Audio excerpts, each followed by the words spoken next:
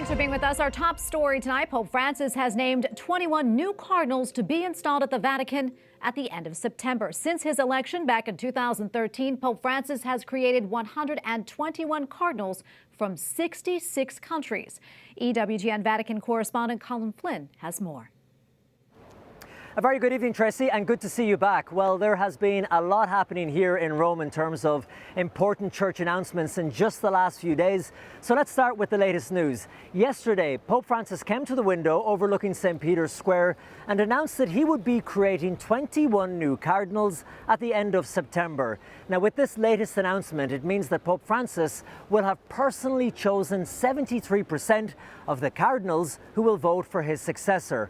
Why is this important? Well, it increases the odds that the next pope will be someone who will share Pope Francis's vision for the future of the Church.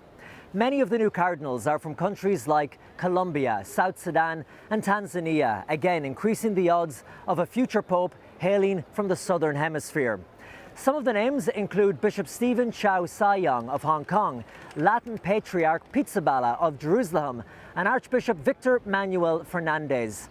Now, that last name I mentioned, Archbishop Victor Manuel Fernandez, this has been his second big promotion in just the last number of days. Last week, he was appointed as the prefect for the Dicastery of the Doctrine of the Faith, one of the Church's most powerful and important governing bodies. The other big news, Tracy, coming out of the Vatican is Friday's release of the list of names of those who will be taking part in the upcoming Synod on Synodality this October. Pope Francis announced that there would be 364 voting members, including 54 women.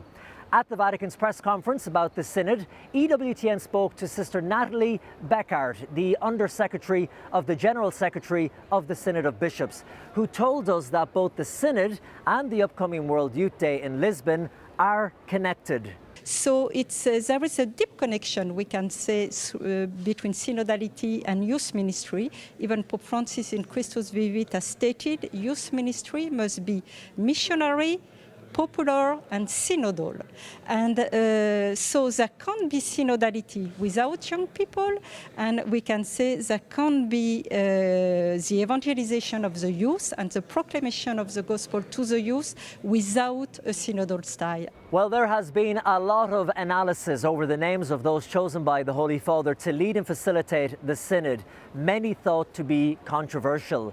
But notably included are German Cardinal Muller and, chosen by the US Bishops' Conference, names like Cardinal Dolan and 5 others known for their defense of religious liberty, pro-life protections, immigration and the sacraments. In Rome, Colm Flynn for EWTN News Nightly.